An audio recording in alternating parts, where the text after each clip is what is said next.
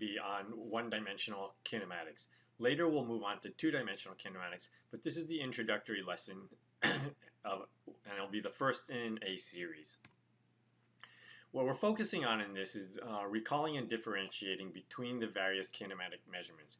We'll have a series of vocabulary words and they all have slightly different meanings, and we'll need to know how to read the problems and use those definitions to solve the problem and understand what's going on. We'll also have to apply and interpret several different representations of motion. We're going to find that there are 4 different representations. Besides motion diagrams, there's going to be graphs, there's going to be equations, and there's going to be text representations. First off, in definitions, 2 definitions that we're going to be working with are distance and displacement. Okay, distance is a scalar. Okay, this is a scalar. Whoops.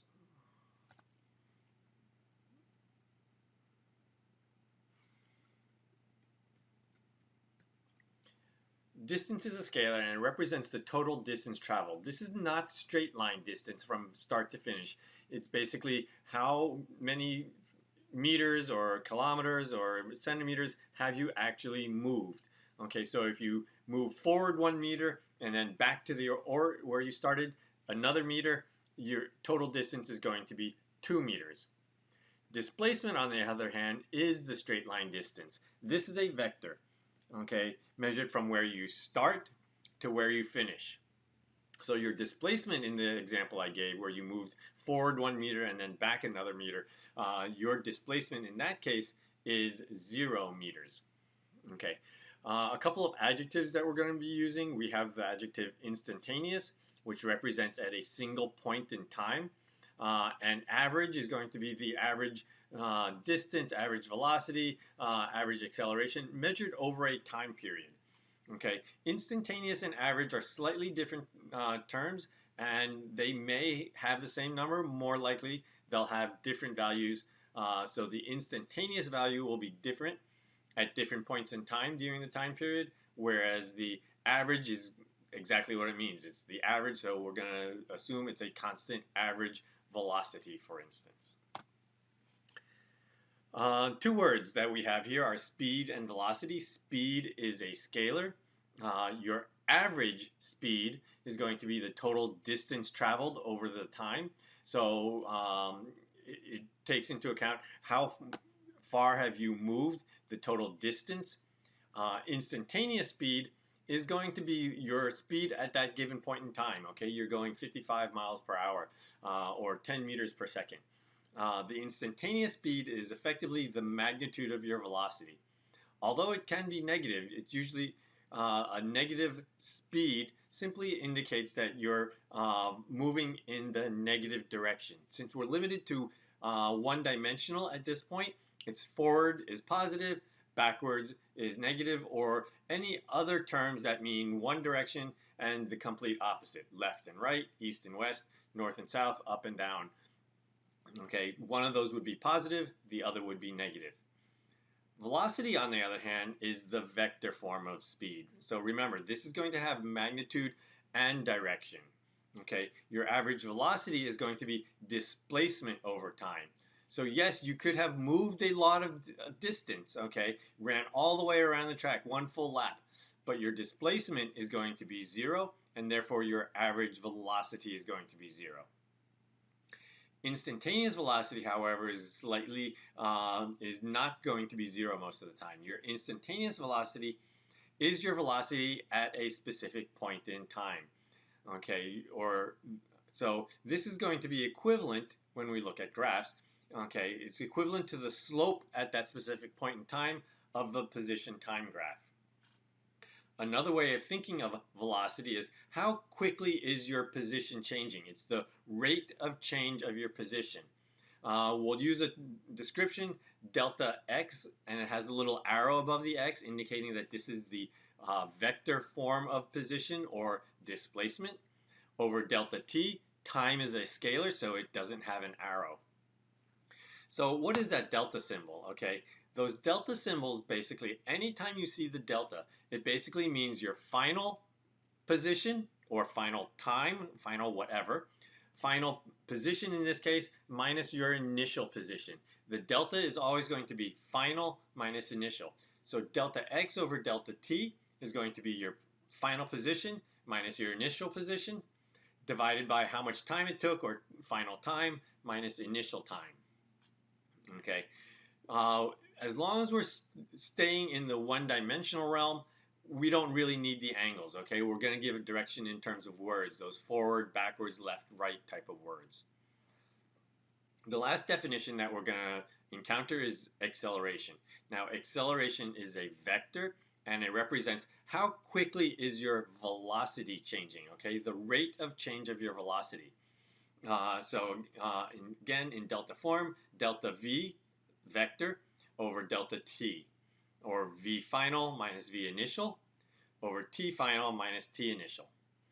The instantaneous acceleration is going to be the slope of your velocity time graph. Average acceleration is just going to be what your final minus your initial velocity is over how much time it took. Excuse me. So, acceleration is going to be the rate of change in your velocity. The faster your velocity is changing, the greater your acceleration. Acceleration can be negative, meaning that your velocity is changing in the negative direction. If your velocity was positive, it means you're slowing down. We need to be a little careful with using words that we use frequently, like braking. We think of braking as slowing down, which it is, but which direction is braking when you're going backwards? Is my acceleration therefore positive or negative? So we're going to need to be a little careful, and we'll talk more about that in class. So a lot of scenarios that we're going to run across are going to be constant velocity. That's actually going to be the first scenario that we're going to look at in class. So in this case, the speed and the direction of the object stays constant. Those little buggies that we had, they went forward, most of them, and in a straight line at a constant speed. As long as my speed doesn't change, remember, acceleration is the rate of change of your velocity. If it doesn't change, then the acceleration of my object is therefore going to be 0 meters per second squared. Okay, this is the 0 vector, and that's completely acceptable. The vast majority of the situations that we'll encounter in this class, easily over 90%, okay, the vast majority of them are going to be constant acceleration cases. Okay, what this means is that the magnitude and direction of your acceleration stay constant. At times it may be 0, but that's also constant. When the acceleration is not constant. Okay, in certain units, I will point out that the acceleration is not constant in this situation.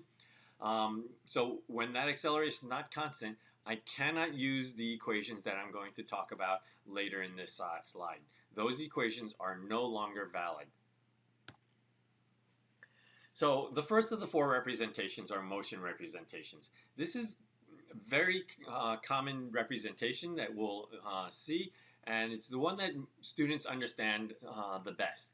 Okay, it represents the object at constant time intervals. Okay, this would be the object where the object is located at time 0, at 1 second later, 2 seconds later, 3 seconds later. Okay, it's kind of like you're taking a motion picture, and this is actually what you are doing when your phone records. It takes a series of pictures at a constant time interval. Okay, so that's why this is frequently called a photographic or a dot diagram.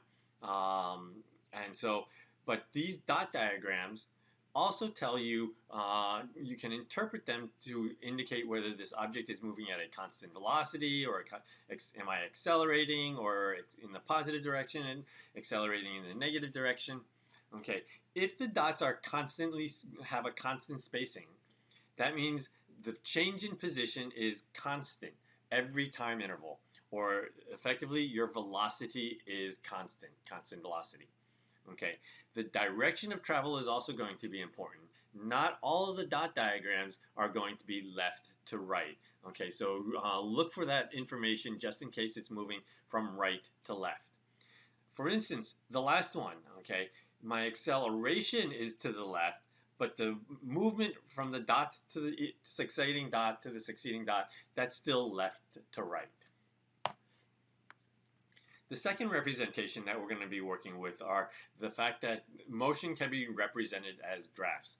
There are three graphs that we work with here, okay? We have a position time graph, a velocity time graph, and acceleration time graph.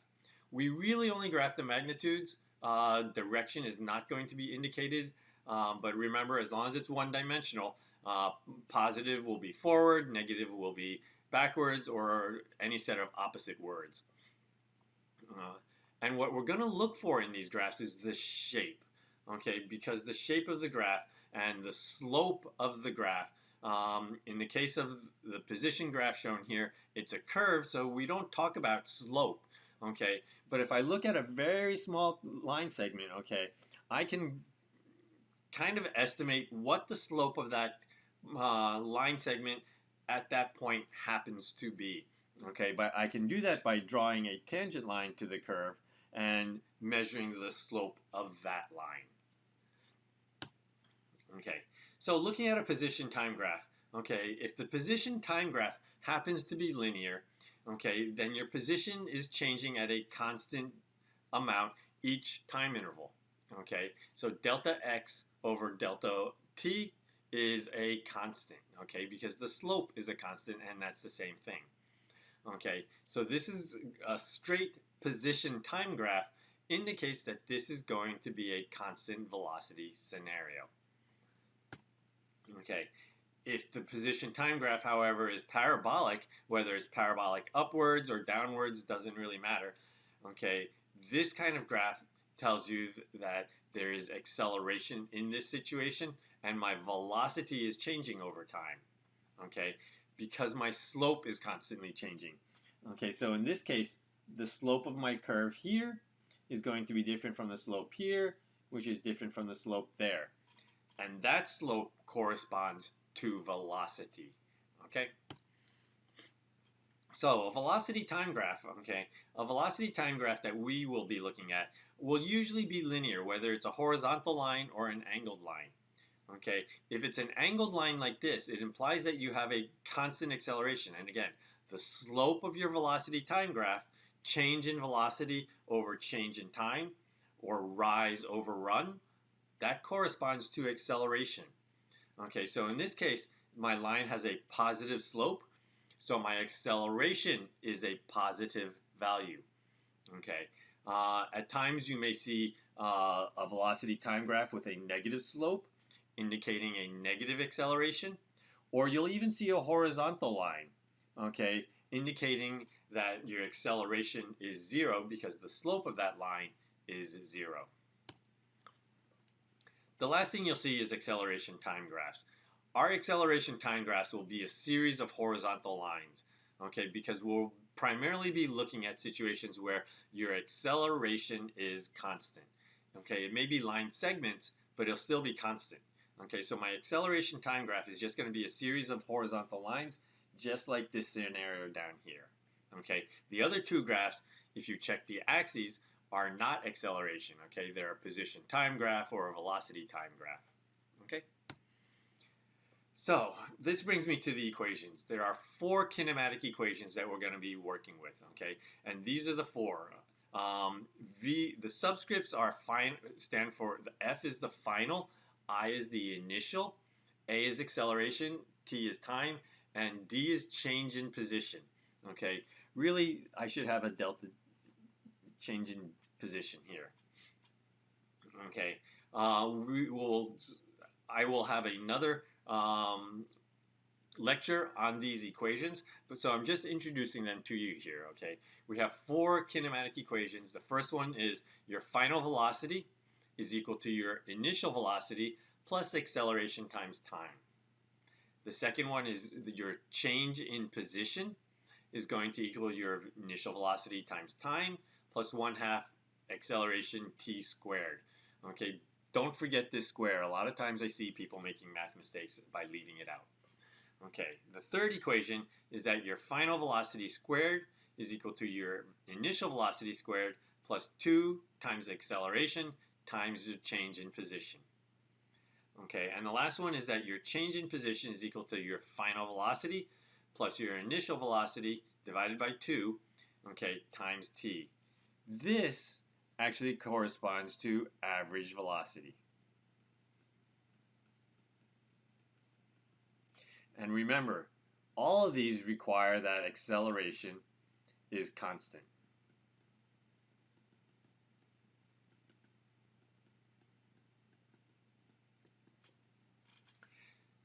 There is a fifth kinematic equation. We generally aren't going to be using it, but I listed here just in case people are curious about it.